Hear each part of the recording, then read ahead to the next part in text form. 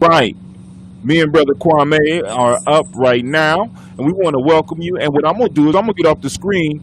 And first off, I want to give Brother Kwame a round of applause because the brother has been putting together these comedic New Year talks.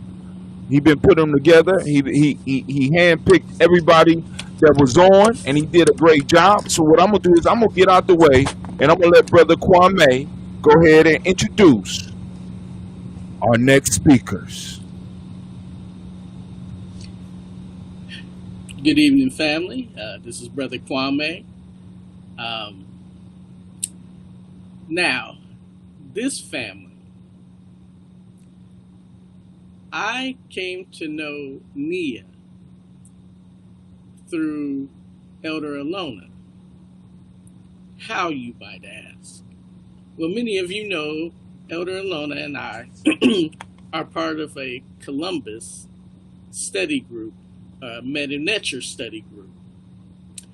And Elder Alona would always go to the Ohio State Library to try to find a book we needed in order to do some translation, interpretation, etc. And Sister Nia was how did you? What was your role there, Sister Nia?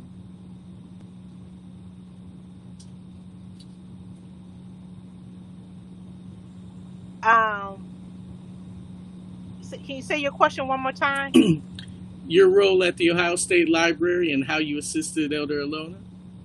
Oh, yeah, she was looking for some information. I can't think of the title, and at this time, but it was one of them real ancient historical monographs, and she needed to make some copies and things in that sort. So I just assisted her on navigating through the Ohio State Library. So, and because she was such a help to Elder Alona, Elder Alona would come and say, yeah, you know, Sister Nia helped me with this, Sister Nia helped me with that. And I was like, okay, you know, shoot, we have to meet Sister Nia, right? However, over the years, many of you know Elder Alona has done the coding piece, and Asa would always come to these coding pieces, and Asa had a knack for coding. And so, you know, I always kept the brother in the back of my mind because I was like, you know, if he has a knack for coding, then, you know, then that means he can develop ideas. And not only that, but then to formulate a plan by which to carry out those ideas. Because again, you know, if you can plan, if you can code a machine to do something, and the type of instructions that it takes to get it to do that something, it's a special kind of skill. And so, when we started talking about featuring people to talk about their thoughts and feelings and, you know, on different things happening in the present moment, I thought of Asa first. So I reached out to Sister Nia, and she told me that not only Asa was available, but Jennifer was too. And I was like, oh, that's great. So I was like, you know what? Why don't you all come on as a family so we can hear how Asa's dealing with it, Jennifer's dealing with it, and then Nia and Shango, who is the father, how all of them are dealing with it together. And so let me get out the way. And Sister Nia, you can turn it over to Asa, Jennifer, or if you want to take the lead, however y'all see to present, I'm going to step out the way so you can get out. Okay. You got it. All righty. Thank you, Kwame. I truly appreciate you inviting our family. My husband, he just got off of work, so, and he has to go back in. So he's laying down for a minute before he does his second round of work. So, but he really wanted to be here, but he's just resting for a minute. So he may pop in a little late. So I'm gonna let which one? We'll let ladies first. Okay. So Jennifer, share your thoughts about what you think about this COVID and all the racism that's taking place in the country. What are some of your thoughts about it? And how do you feel about some of this, the things that's transpired? Well, first I can say that is an interesting question because, well, I can say like my thoughts on it are really like, coming from a young person in this type of generation, it was first off very surprising.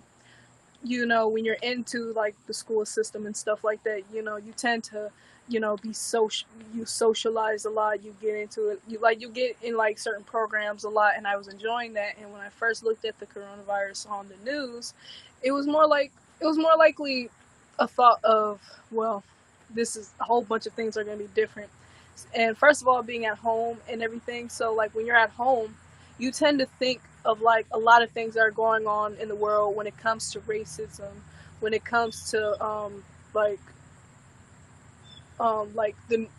it comes to the news, when it comes to violence, when it comes to a whole bunch of things, because you're at home and you have the right to think about all these things in your mind, because at the end of the day you get to think of it because you're at home, that you find peace in your home. And as Black people, our main space is when we're at home. We have to play the game in society every day, but we get to go home and be in thoughts with our own thoughts.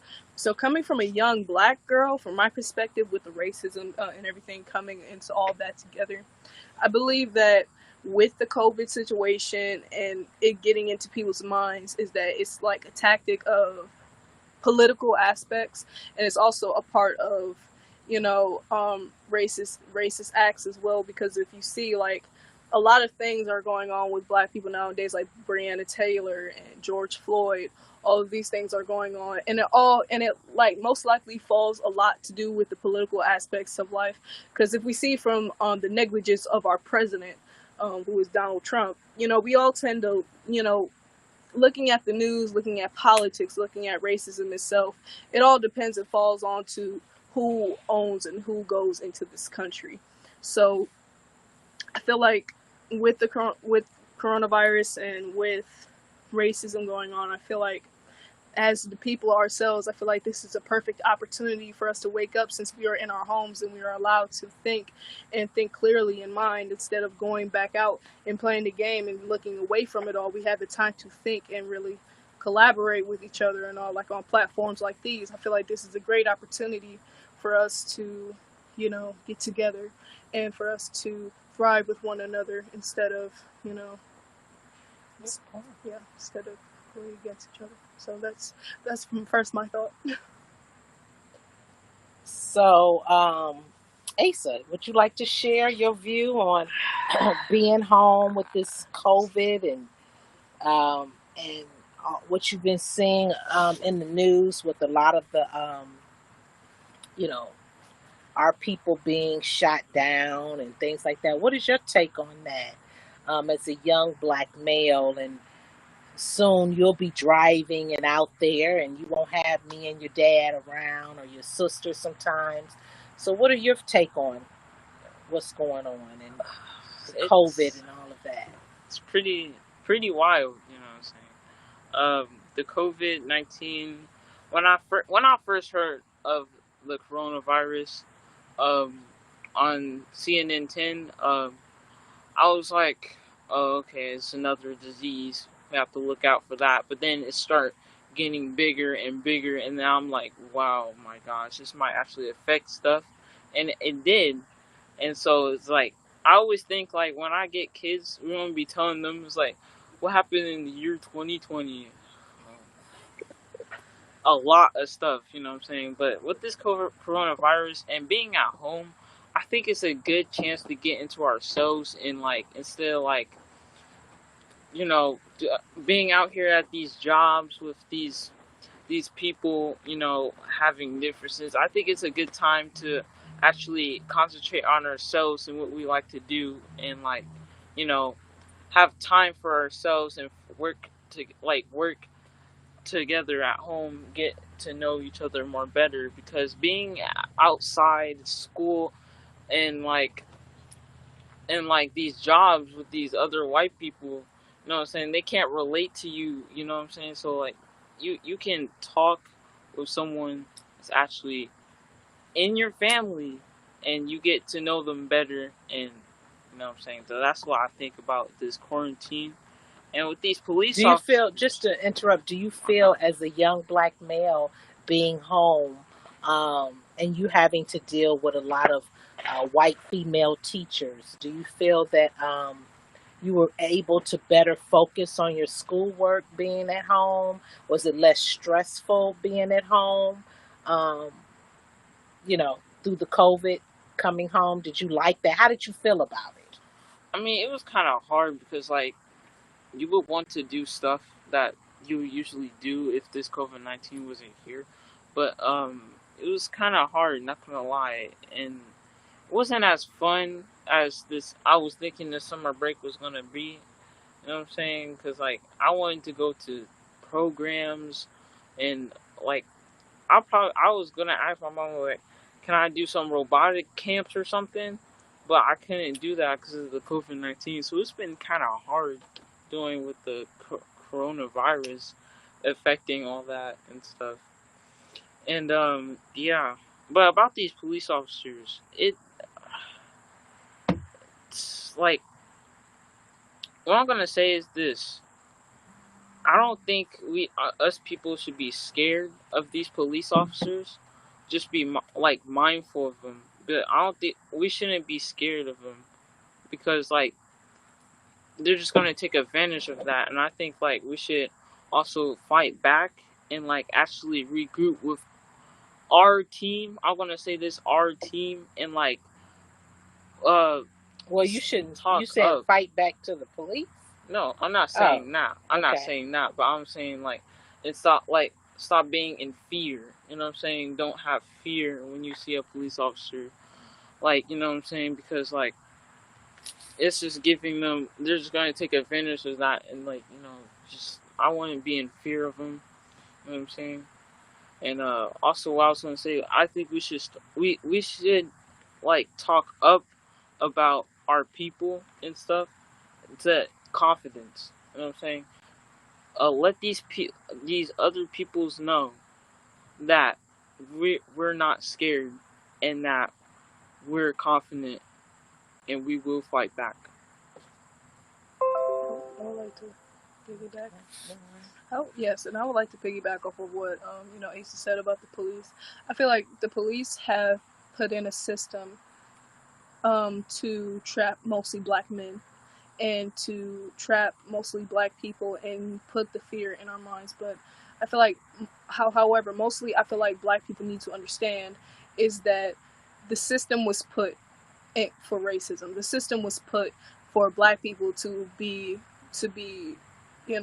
dependent on white supremacy. I feel like if our people come to the understanding that the system is put because it threatens their way of life, the white supremacy's way of life, they are never going to stop doing this. And if we keep continuing to let them do this by just kindly asking them, sometimes you have to fight fire with the fire. You can't always just ask something, because when it comes to white supremacy, and for one thing, them being known as the dominant race, if you try and say something, it goes in one ear and not out the other. Our ancestors have been trying that for multiple years in our lives, but nothing has happened. So I first feel like we have to come to the understanding of the system that was placed for us to be dependent on the enemy. So, how do you all feel like, okay, like when we talk about when you all about to start driving, we don't want you fighting the cops or being, share how do you feel you should carry yourself when if a police officer was to stop you. Well, You want to share it, Asa? Me being a black male, you know what I'm saying? It's I'm gonna say this is kind of difficult because like I'm gonna be on, they have the weapons, but it's like a black person can be completely unharmed, but they assume that we have a gun or something. But I feel like they just be angry and they just like take their anger out on just like black folks. You know what I'm saying? These white police officers be like shooting other blacks because I feel like But it's how would you just neutralize the situation if you ran into a cop that was, had a chip on his shoulder? How should you respond? Should you respond with a chip on your shoulder too? no. So I what wouldn't should say you that. do? I was saying be respectful. You know what I'm saying? Don't don't talk. Say something like like don't. What I'm trying to say is that like don't talk back and like have an attitude with it because they will pull out the gun. They're looking Um, for any excuse to yeah, do any that. excuse or anything because like and then if they ask you for like anything, just say it where it is, but keep your hands on that steering wheel and don't make any sudden moves because they're just gonna find anything to pull out that gun. So yeah, that's my take on And then so in other words, get home safely, right? it. Right. And then you can handle things legally, right? If they mistreated you improperly. But get home safely. Don't, right? Put the ego to the side because you want, you would somebody that's trigger happy, maybe, right? Okay. What's your take, Jen? Like if you got pulled over by a cop, or if you were jogging down the street like Ahmad was, how would you respond? Well, I can first say how, first of all, as a black person in general, I was taught as a little girl, as when if you are stopped by a police officer, you have to remain respectful and do the same things that what Asa has said. So, but also as a black female, I can say that you do have to maintain a certain level of tolerance. You have to remain a certain level of tolerance and deal with it legally later, because police officers do have a thing with sexually harassing or sexually molesting black females and getting away with it. That has been a thing for years, and I feel like as for someone who can keep my nerve, I would have to just contain myself in a situation and make sure, because at the end of the day, I know what I'm doing is humiliating, and what I'm doing is it's sad, but I still have a family to get to. I still have a life that I have to maintain, and it sucks that we have to stay in that environment, but that's what the system is put to set fear in our minds. And and knowing, and that's why I'm saying it's really important to understand what type of situation you are getting into when it comes to this society, is because it is really guaranteed to put black people into the jail system or child support system. All these things like are made for us to like have dysfunction. So what we have to do is we have to understand the problem in order to you know understand the solution. So my solution is to keep my nerve, unfortunately, but it's what I would have to do, and To get home to get safely, home yeah. safely. And then you can handle things differently. Handle things Once differently. you get home, we can. Get the badge number, get the name, because I have done studying on like federal law requirements. They are required to give you their name, and they cannot. It is illegal for them to not show their badge, and it's like with black people, it's a whole different thing, because with officers, when they are interrogating someone, they cannot, when the person is talking, like just talking, when the person is like angry, when they say aggressive things, the police officer is supposed to still do their job. I mean, there's a difference between physically reacting to the point where they have to forcibly like handle them on how they need to do their job, or talking on how they need to do their job. They have to have the thicker skin, because you are trained to do that professionally. Because when you're angry, or when you're aggressive, you tend to not even think of your job, but that's not the case. They'll tend to use that on black people most often than they would choose to do on white people. That is why it's much more dangerous for us if we tend to get smart or talk back. I mean, there's no law saying that you should talk with the officer with respect or he'll have every right to put his hands on you. So I feel like it's just every excuse. So without us even getting into those situations, we might as well just comply with what our parents have been teaching us, because it's all for the greater benefit of what we have to do to keep our lives. So what is you all's take on about the COVID and how they're saying that it affects the black people more? And what is you all's take on that about this COVID affecting our community more? And um,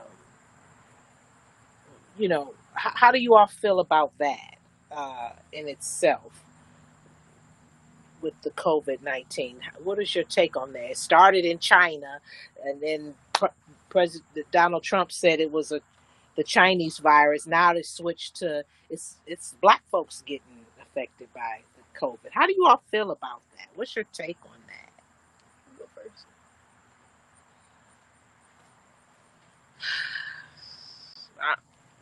That's not true at all. I want to say like that's not true at all, because like it can affect any human, even if you had it before, it can still affect you, because like if you think about it, I'll meditate on that for a second. Okay, you gotta meditate. Okay, That's heavy. so with that, with that question, it's very.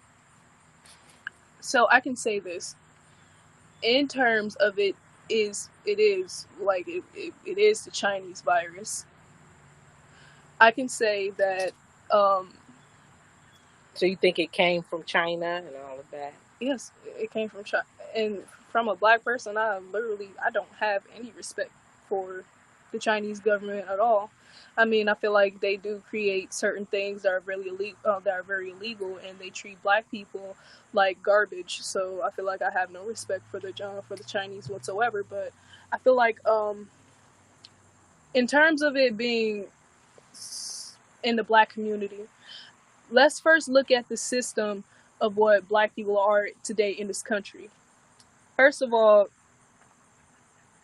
70% of black people in this country are either raised in the ghetto or in poor neighborhoods and poor stations. The difference between of how black people live and white people live are obviously very different. When you would go to a black neighborhood, you would either have the Save-A-Lot, the Dave's, the Aldi's, all these places that is, and basically with the coronavirus, I have to add this in. It's about your immune system as well. So you have to maintain and eat certain types of foods. Oh my God, that's a good speaker. I'm so sorry, y'all. I'm sorry. He's gone. He's in the flowers. Okay, he's right next to me though. No, he's not. Go ahead. Sit down.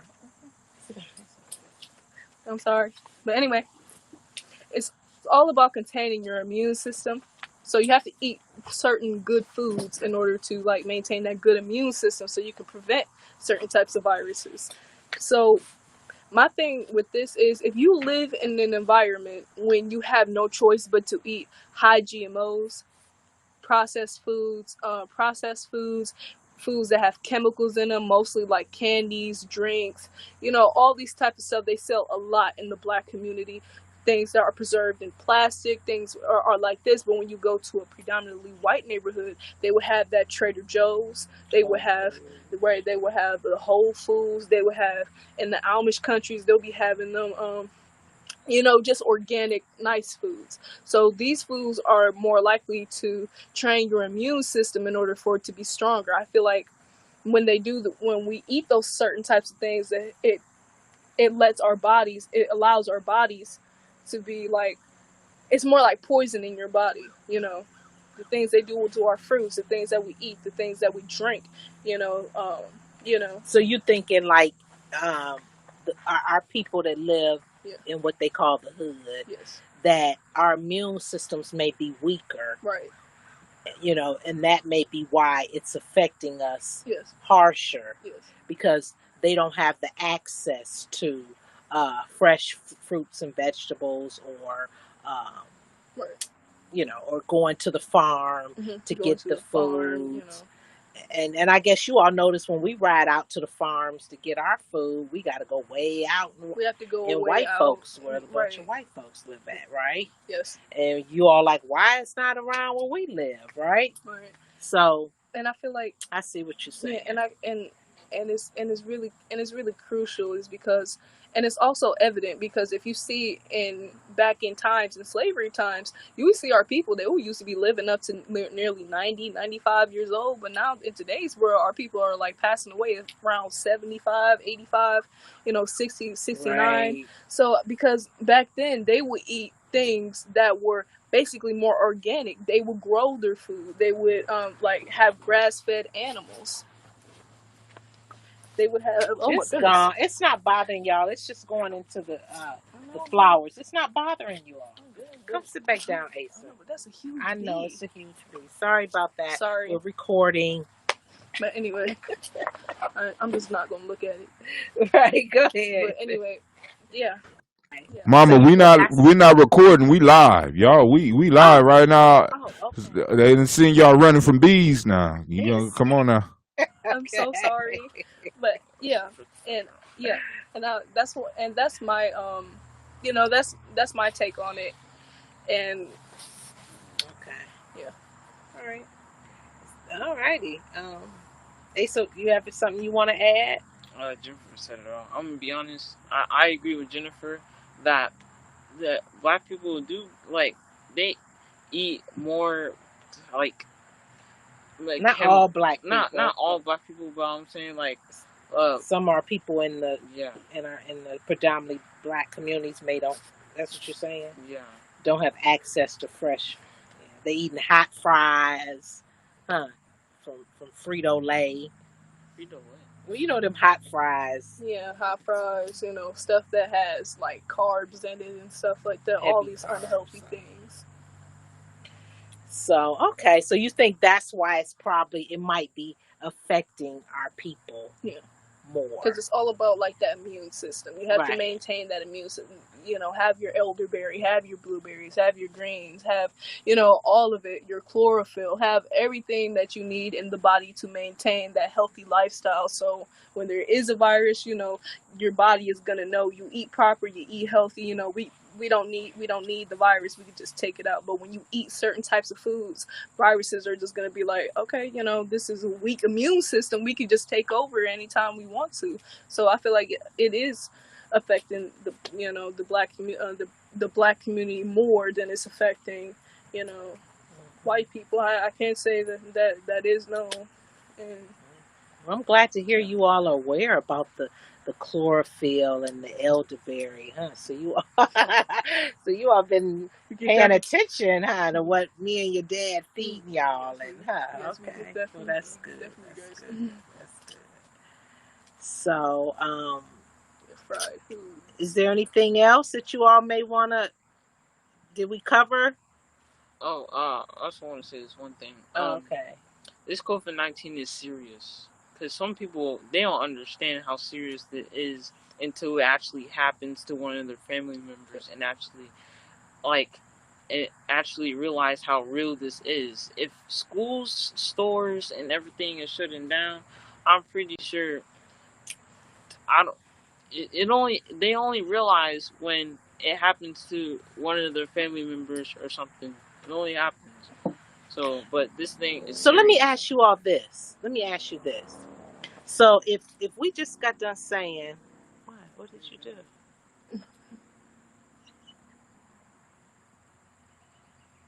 Can you all see us? What did you do? Yes, ma'am. Okay, wait 1 second. We kind of. I can't press it. We can't see you all. Okay, let's just quit talking. Why did you even touch that? I got it. Hold on. Okay, let me ask you all something too. So you all know, okay, so they can see us, so I don't know what took place. So they can still see us, so let's just keep talking. Okay. So you all say that they There we go. they shut down the schools, and they did all this uh they did all of this and things like that, shut down the schools. OSU has us working from home. Now, if you all saying that, uh, white people really don't care about us and all that stuff, why do you all think that now, they shut down everything? Like, they care about us? Do you all think? What's your take on that? That, you know, I feel. I'm you just. understand what I'm trying to say? I see what you're saying, but like, I think that like they shut down. I feel like it's also business because they don't want to get sued. I'm pretty sure if the coronavirus made their way into, like, let's say a restaurant, into their food, and that person got sick and eventually passed away, that the other person's gonna sue them, or like they're gonna go out of business because of their like food and people getting sick. I feel like it's also business manners too, like in those terms. But that's what I think too. Yeah, and I like to piggyback off what Asa said, business. So I feel like when they shut down everything, I feel like it's 100% relevant to the fact that white people do not care about black people at all in this country. Is because, first of all, they're opening back up the economy again, but I'm going to get to that. But first of all, a lot of black people in this country own small businesses. We all own small business, and when the economy shuts down to a business that's not making enough funds to keep it from marketing to go belly up, when the economy shuts down, they can't be able to maintain that certain type of business. So you may have the Costco's that's open, the Trader Joe's that's open, but if you got like Ken's Wings, if you got like these other small businesses like that, they're going to be shut down. Is because they don't have a lot of money coming in to maintain customers and whatnot.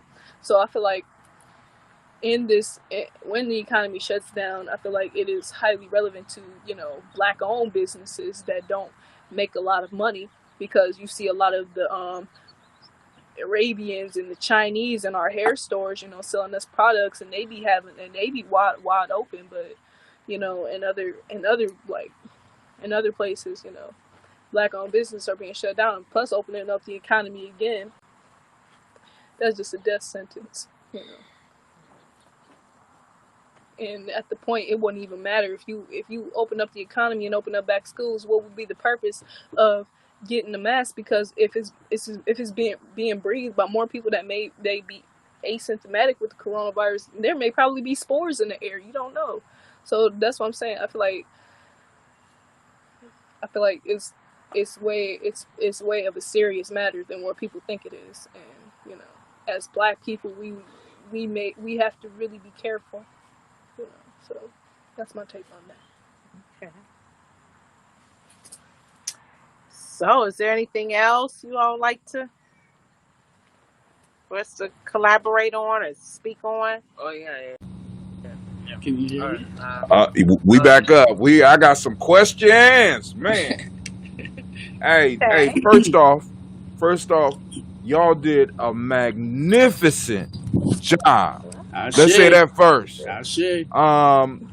There's some serious learning and some serious thinking going on in this household, and I got my notebook because I got questions.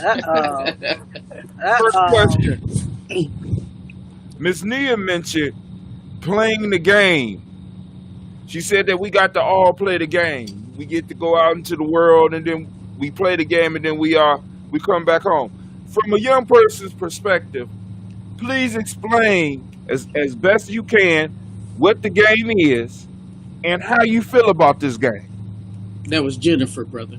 Oh, Jennifer, my fault. Yeah. So Nia is the mom. Yes. Jennifer, okay, and we got Asa.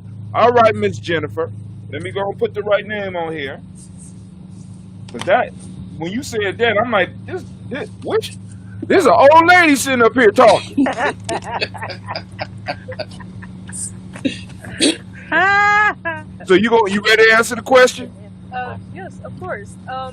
What I mean by playing the game is, I mean, the one word I can say is coonery. I can say that. I can say the game has a lot to do with falling to the dependency of white society, which is dominantly owning this country as the facts that we know. I feel like we all have to play the game of not being the highly smart one, not the, you know, like when not the race that we can show ourselves as being, you know, I'm number one. You know, we have to play that type of game of, you know, I'm just the same as the average coon out here, so you guys can give me the same treatment that, you know, I can get in this job, so I can move on in this job. But when we go home, you know, you tend to have this image in your mind of you taking the white face off Yo, and share. showing the true black colors. So that's what I really feel like. So I feel like you have to put on the mask when you at work, and then you have to. Man, How do you feel about that? How does that make you feel that pretty soon you're gonna be moving into the adult world and may have to play this game? It makes me feel basically, as somebody who is really working hard on psychology, I feel like it does play a lot to do with the mind itself. Is because it really shows you the difference between your home and the difference of society and how it's played out. It's like a checkers game. You have to first trample on each other in order to win to the next side. I feel like as Black people, we tend to, you know, not really look out for each other. It's because we're so dependent on the white boss, the white manager. You may probably work hard, and then you always got this one white girl one up in you. Is because she's just white. I feel like it does make me feel kind of degraded, but it also makes me as soon as I know that I have that understanding, it makes me feel free. It makes me feel like I'm not trapped into something, and I don't know what's going on, but I do know what's going on. So it doesn't make me feel like I don't have that slave mentality. So what about when I share with you all, so you all don't have to deal with me and your dad have to deal with about getting your own business? That's what we're trying to push you all, where you don't have to be on these jobs, right? Because we don't want you all to have to wear a mask and come home and, you know, so, you know what I'm saying? So that's one reason why we push that's why Dad is growing the food and teaching you all how to do things, so, you know, you can make a living off of some of this stuff. You don't have to, you know. That's what we want for you all. We don't want you all to work for a corporation. Right. We prefer you all to have your own business. Do y'all see the comments on the screen? No. Yes. Oh yeah, I see. That's what I was trying to tell you. Oh, shucks. Y'all beating that phone Wait a up. minute.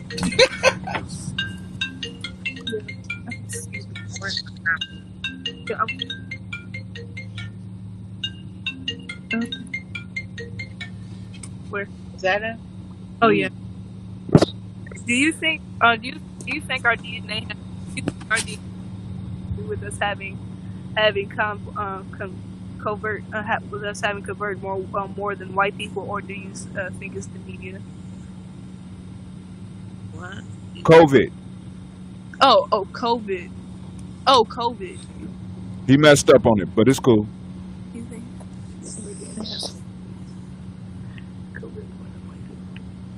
No, I don't believe it has something to do with our DNA. I feel like as Black people, we have always had the dominant gene. We've always had the dominant trait.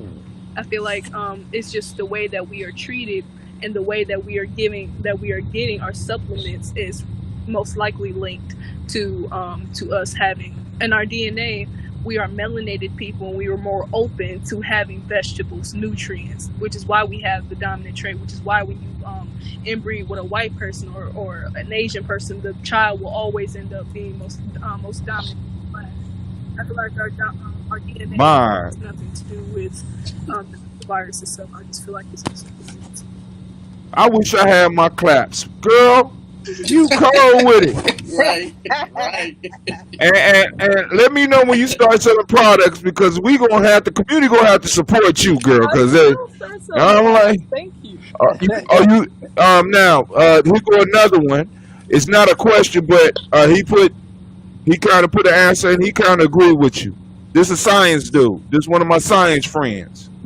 What do you say? It's a great question. Not likely it's related to DNA, since our DNA is 99.97% similar. More likely related to the economic con.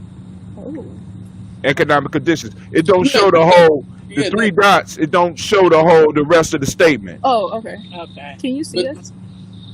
Yeah, we can see you. Okay. but that does bring up another thing, Asa and Jennifer. Hey, so I ain't forgot about you. I just want you to know, man. You don't be trying to slide out because I got some questions for you too.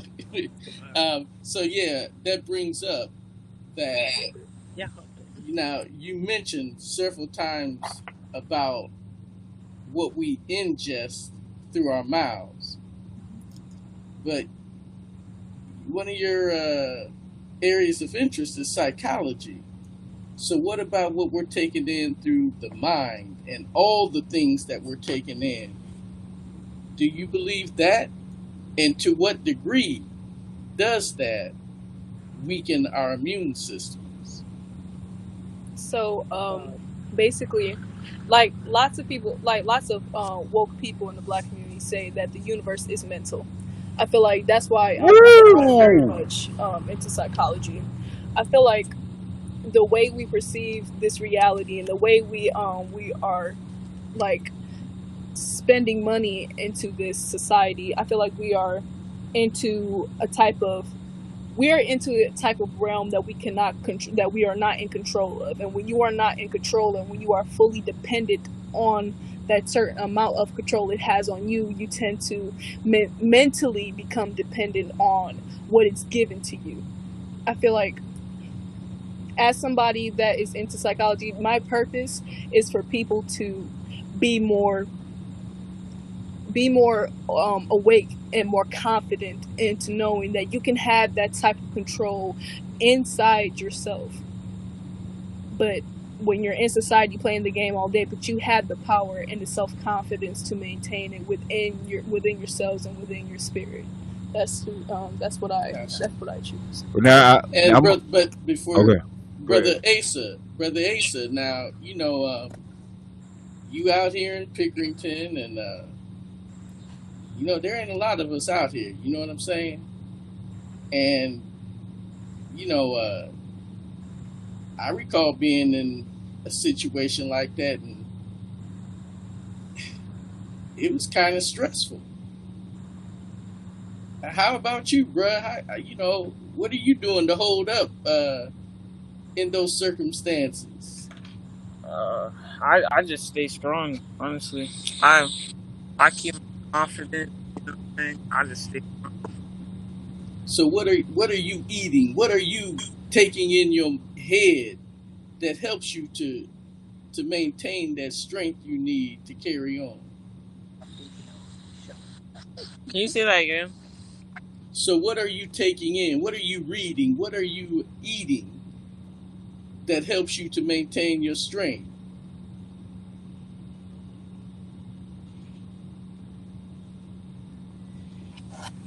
Come on, Fox.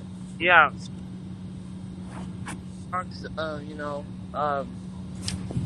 Just Show honestly, videos, Dr. Henry Clark, and just share all that. What we do in the house. Yeah.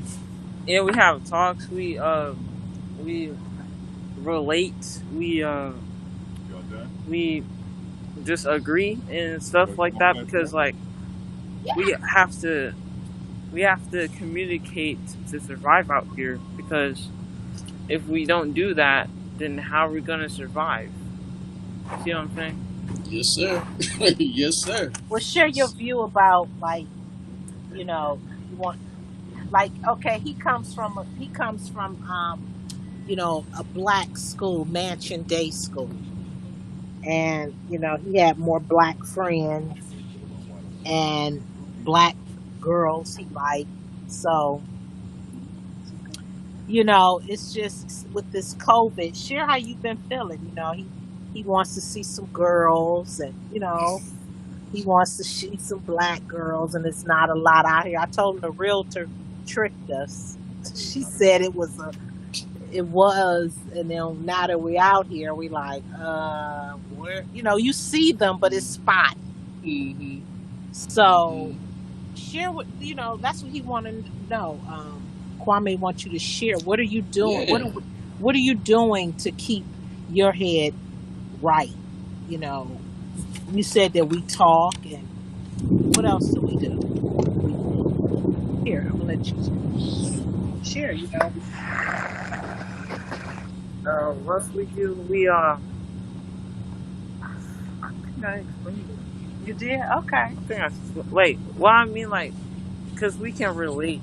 Because, like, we can relate, have talks, and, like, honestly just spend time so we can get to agree and stuff. You share your feelings. You share your experiences. So, But somebody comment. yeah, Yeah. I What is saw. that? Okay. That, Jennifer, you can ignore that question. That's somebody that's either don't know or is trying to. So I responded to him. Okay. I'm gonna talk about that at the end of the show. Okay. You done? Okay. Yeah. Go ahead, brother Tim. All right. So somebody commented, and I just want to bring this up real quick. A Gadget 200. How you feel on black crime? And I just wanted to let them know we feel about black on black crime the same way that white people feel about white on white crime, or Asians feel about Asian on Asian crime. But it seems funny to me that the only time we talk about this type of subject, one group having internal problems, the only time we talk about it is when it comes to black on black. Right. So let's have the discussion about white on white crime. Let's look at the statistics. Let's pull up the statistics, and it's very similar. Let's look at the same statistics for Asian on Asian crime, and let's break it down, and let's have a real conversation. Gadget 200. Okay. Now I don't know if you're just trolling or what, but if that's a legitimate question, I apologize. It's not the place for that right now. Word. Now I got a question for Asa. You ready? Yes, sir. You mentioned earlier, you said concentrate on ourselves. When in some of the stuff that you was talking about at the beginning. Can you kind of break down what you mean by that? By concentrating on ourselves. What I mean is like have time to work on ourselves, because like usually after we wake up early in the morning, go to these jobs or like schools, and we don't really have time to work on ourselves, you know what I'm saying, because we're over here waking up, doing work and doing all this for a grade and stuff. Well, I think this is really good time to work on ourselves and actually understand our true inner self. You ready for my next question? This directly for Asa. Now, because you was talking when your mom was asking about the police, you said stop fearing the police. And the question I have for you: what can we do as a community to deal with this fear? What do you believe we can do as a community to start dealing with this fear that we have?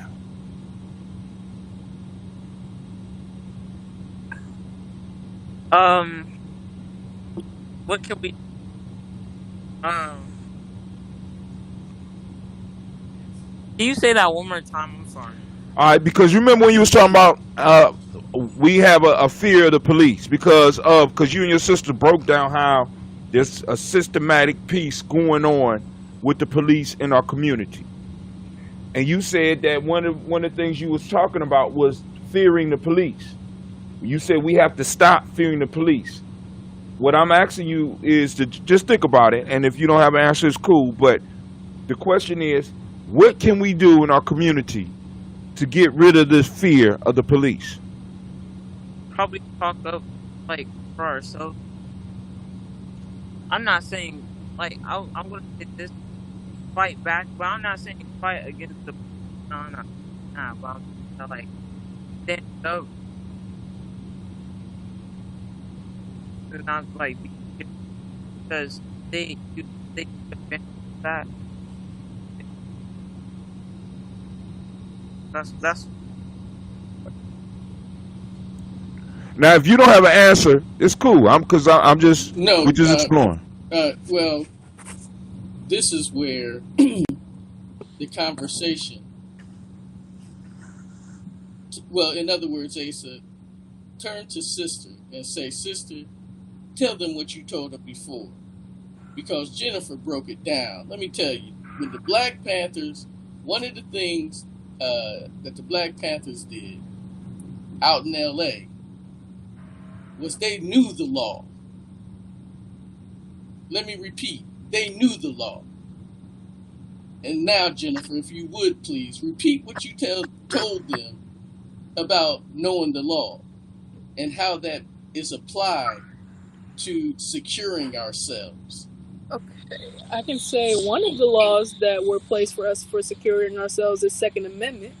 I feel like you do have I feel like you do have the right to bear arms and to protect yourself. I feel like you do have to fight fire with fire. I do believe that when the Black Panther organization was bombing back doing what they needed to do, the white folks was kind of scared with OJ Simpson. They were scared out of their minds. I feel like when Black people are in attendance to defending themselves as in knowing the greater message, we not playing no more. Leave us alone. I feel like you have every right to defend yourself because at the end of the day, Martin Luther King, peaceful protesting, whole bunch of peaceful protesting, and it's still getting us to the same thing. Black people are getting more killed. The black race is getting killed more than any other race in the face of America. I feel like we do have the right. We do have the right to defend ourselves with fire, on fire with fire, because there's no point if someone has an intention of putting a gun to your head. You can't convince them to not kill you by just talking. You have to make sure you have to fight fire with fire. So what are some of the things you do when an officer comes up to you? What are critical pieces of information you need to know about that officer? Critical before you leave that encounter. Well, the first thing I would first have to do is come up with a strategic way in order how to like maintain my safety.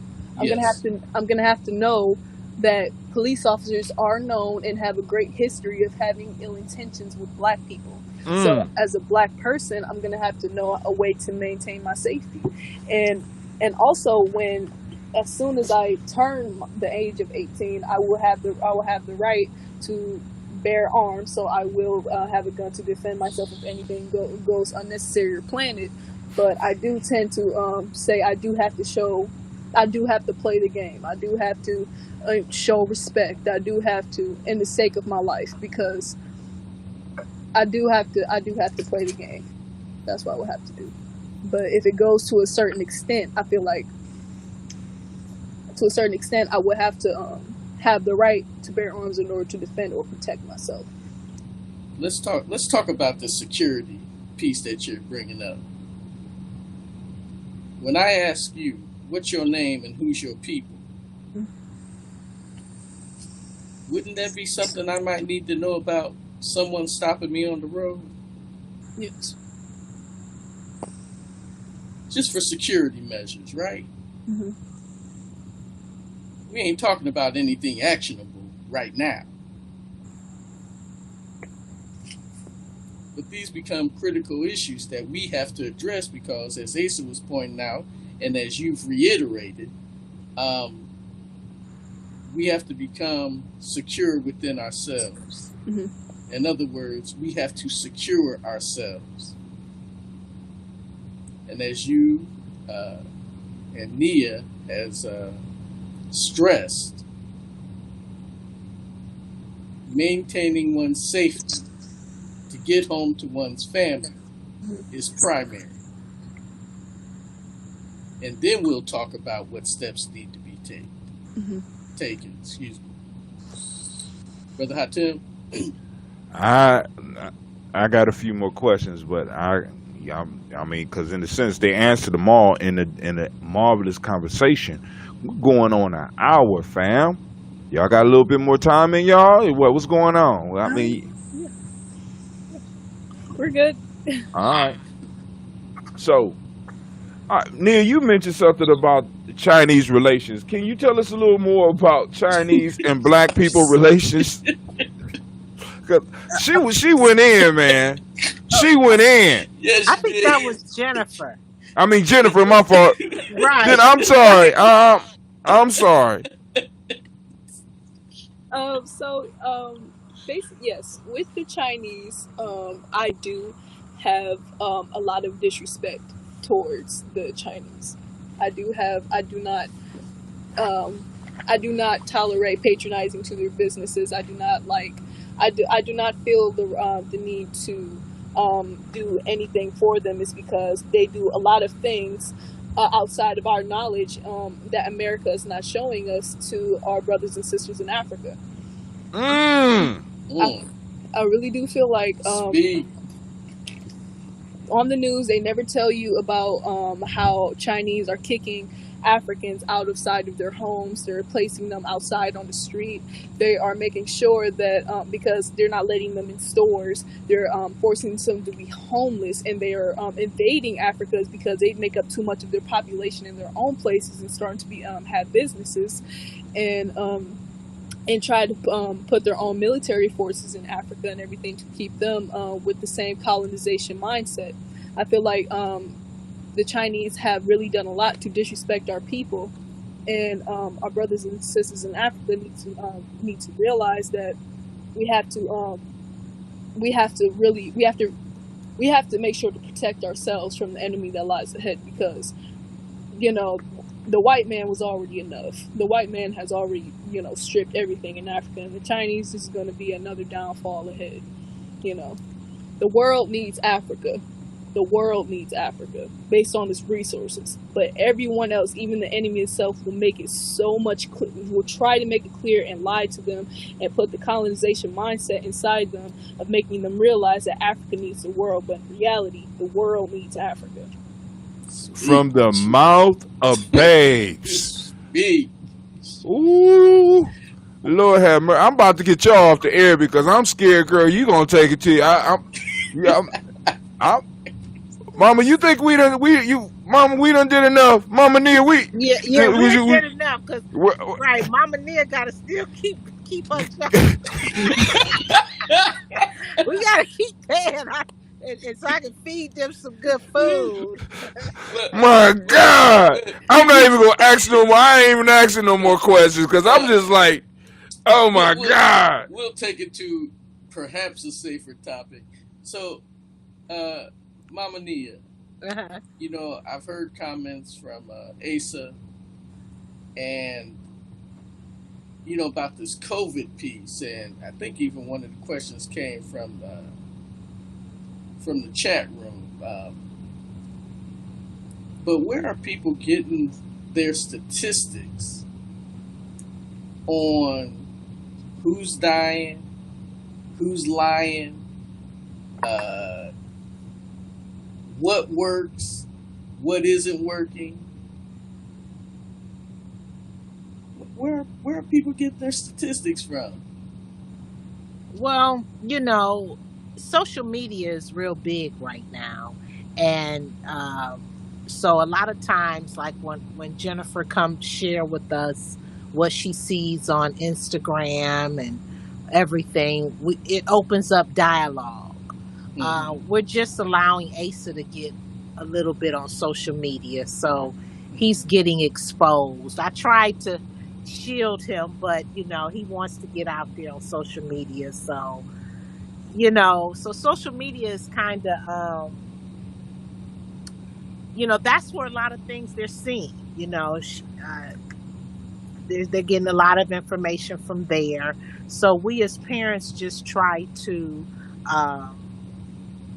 you know, what's your fact checking method?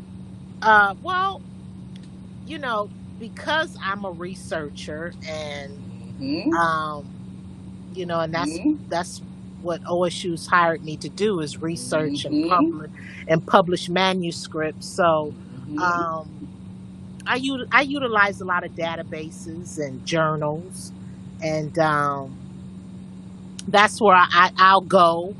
And then sometimes, you know, because you have to look at who's writing things, and from their perspective, might be limited. Um, so sometimes we utilize spirit, you know, common sense, you know, sometimes. But that's how I do. I use both. I'll use what the credible the credible sources say, and then we'll dialogue about it, and then we use a little common sense at dinner time. We'll talk about it, and you know, we look at the authors, you know, we look at probably, you know, their lifestyle. I mean, we dissect it all. Like No, a lot, and you know. and I wanted you to go public with this because, you know, we have some young who need some insight into getting the correct resources Oh, okay. or reliable resources. Hmm. And I was going somewhere with that, particularly surrounding, you know, the COVID-19 discussion. Hmm. The issue that we come up against when speaking with one another is, of course, I mean, you know the history in terms of the medical abuse that we have, as Black people, have suffered under. And given that medical abuse, the question becomes, how can we trust anything they have to say?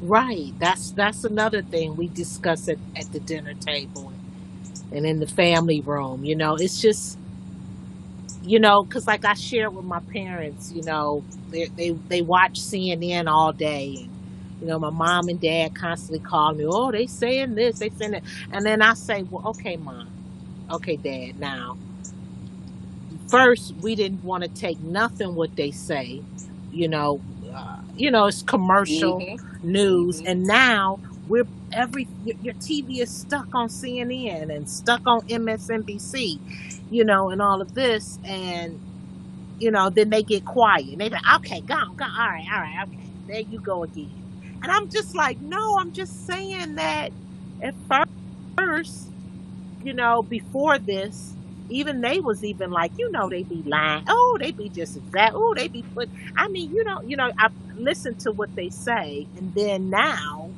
it's like everything is like gold in what they say. I mean, that's the that's the that's the gospel now. CNN and MSNBC and Dr. Fauci and all of that. Well, and then now it's like, oh, well, he's an you know, whatever, virologist, whatever. Epidemiologist. Yeah, right. So y'all running for the beat. So, But you know, that's what it is. It's just, I don't know. I think sometimes we just got to go back to spirit and use a little common sense, you know, and I mean, think about it. Our people survived the first what was it, the pandemic back in the 1900s, right? Word. 1919, somewhere in there. Yeah, Yeah, the what 1919, was it? Yeah, 1921. the influenza Right. thing. Remember They when that called it was the a big Spanish thing flu. back then in the early 1900s? Mm-hmm. So our ancestors survived that because we're here. So, I mean, they didn't have access to journals and databases, and you know, so they did something. So I'm assuming they continue to grow their foods and That might be an interesting piece of research, even there, in terms exactly. of I was thinking that Cormier. So I'm like, what was going on in Africa right, on the one hand, and what was going on amongst our own here in the Americas on the right, other hand. So exactly. But yeah, Exactly, because they had to have survived. They didn't get wiped out. So, you know, we've been washing our hands and, and all of that. And so, it's a pickle. It's a, you know, yeah, basically what I'm trying to do uh, is to get young brothers like Asa and she Jennifer's done gone beyond, but she could help hold the hands of those following up after in hmm that when we put them on some of these research projects right. that they can make an argument for, they can make an argument against, and know the weaknesses of both, and then call on that spirit Yeah, to guide them in what say exactly. we in a manner of speaking. Exactly. But I ain't gonna hold y'all up anymore. But Hatem, No, if you this have has any been more great. This questions, has been great. but I can't tell you, brother Asa, man, we got work to do, and we gonna See, we gonna rope you into GNJMedia, bruh. Both of them. Sister Jennifer, man. The whole family. Good God Almighty. Sister Jennifer, you are a jewel. You talk about the jewel of the Nile. Shoot. they see You you. the jewel wherever Man, you the jewel wherever you are. well, we got to work on this running from B thing. But other than that, Thank you. Sorry. and Sister Nia and a shout out to my brother Shango. Yeah, he's You know, resting. He got to get up. I understand. I had to. I gave up some of my nap so I could talk to Nia and and Jennifer. I'm sorry, so I could talk to Jennifer and Asa over that puzzle. Right. So Right. yeah, I gave him but you some gave of him my one of those mental puzzles. yeah. Share with the people Yeah, that's here yeah. now. So I'm glad. I'm grateful that you all had this platform for young people because, they're going through it too. Absolutely. Asa, we got him working on some of his business, and Jennifer, and they've learned how to grow some food and build some raised beds, and so That's what's up. yeah, we've just incorporated it. You know, that- but it's been tough. I know they want to see it. Now, Brother Hatem wants one of y'all to read one of them puzzles that that I gave to you. Can you? Brother Hatem, it's coming up in I think this month's newsletter. Okay. I can't be Well, sure. Oh, we, okay, great. Yeah, you had their brain working this afternoon. I was we like, come gon' on, y'all gotta figure this out. we're gonna change So, the newsletter is going to but I be appreciate is you all, allowing this to hear from them. Because I'm sure when the school year start, and even though they're online, I don't think it's going to be a platform for them to really be honest with, because you're dealing with white fragility. Man. You know what I'm saying? So, yes we do. Goodness. So can y'all hear me? Yes. Go All ahead. right. So no, we I'm just want saying I appreciate you talking to. This is really good to hear from young black youth, their views on what's going on. That's going to be history. This is historical. exactly. So I think it was great for them. I see their, they hear it from me and their dad. We have talks, but it's good to hear that other adults and elders are. Right. In other words, they got other family out here. Yeah, they got other family out For here. real. Can you hear Hatem, Sister Nia? check one, check No, two. I can't hear him. Okay. Okay. All right. Now I hear you, brother. here we go. Thank Here you. we go. Check it out. So I think this might be a regular part of our show now. I think Kwame done found his niche. Cause he has been for the last 5 days he has brought nothing but fire. Oh, that's Um, good. so I'm gonna talk with Brother Kwame after we get off, and cause I'm just like, wow, I'm amazed by the show and stuff like this, and we continue if he's willing to do something like this, we continue doing this and come back around to Asa and Jennifer again, to the whole family again, because I'm really people are interested in what the young people are thinking, what they got to say.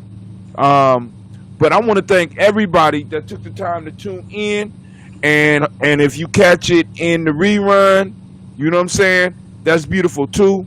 Also, I want to let the family know that since they brought up the gardening, Giame, we are going to have some pounds of greens, collards, kales, and mustard that we are going to be selling, organic, grown in aeroponically. So you ain't got to really worry about all the dirt and stuff like that, and because we got that stuff going on. But When are it, they available? it should be. I should be knowing something tomorrow. Oh, okay. Please let us know. Yes, ma'am. I'll let Kwame know and all that. And family, remember, you stick with Giami Journey because I'm trying to tell y'all we're going to another level. Last but not least, I want to give the family the opportunity to say some closing words before we get up out of here. Okay. Y'all want to say some closing words? Um, What's go, your closing words you want to say go first. to the Stay, other young people? stay safe. Make sure to always wash your hands, and yeah. Stay safe. With all love. Ashe to both. For everyone who appreciated. Who appreciated what we had to say, and I love to. All right. Well, thank you all so much. And again, give Brother Shango my love and our love. And, we really appreciate what he's doing, what you're doing, Sister Nia. And Asa and Jennifer, stay black, stay beautiful. Okay. Thank you. One love. One love.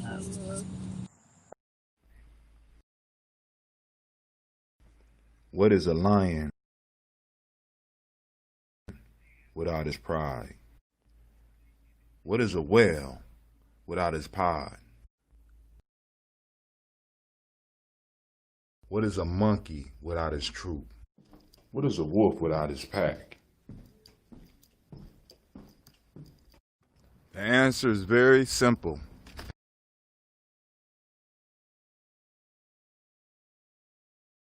They are the same thing that a human being is without a tribe.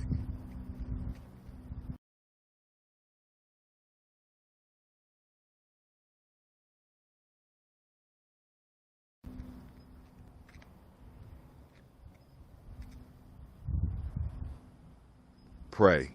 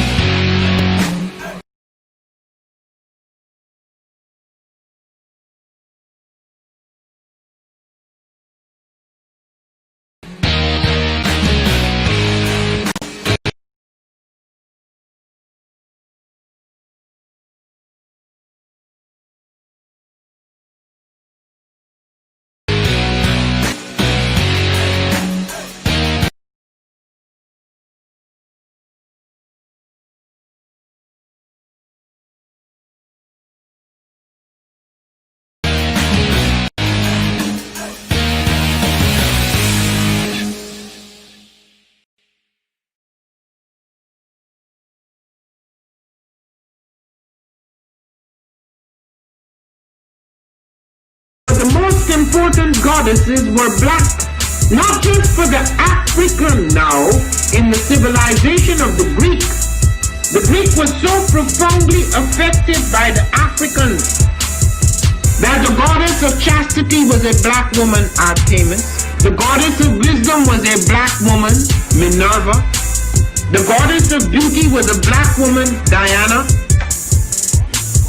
And many of their great mythological figures which were critical to the vision of history, the history of the Greeks in the Odyssey. The woman who draws, who has the power to draw Odysseus and all his crew into her, is Circe, who is represented as a black woman with African features on the Greek vases.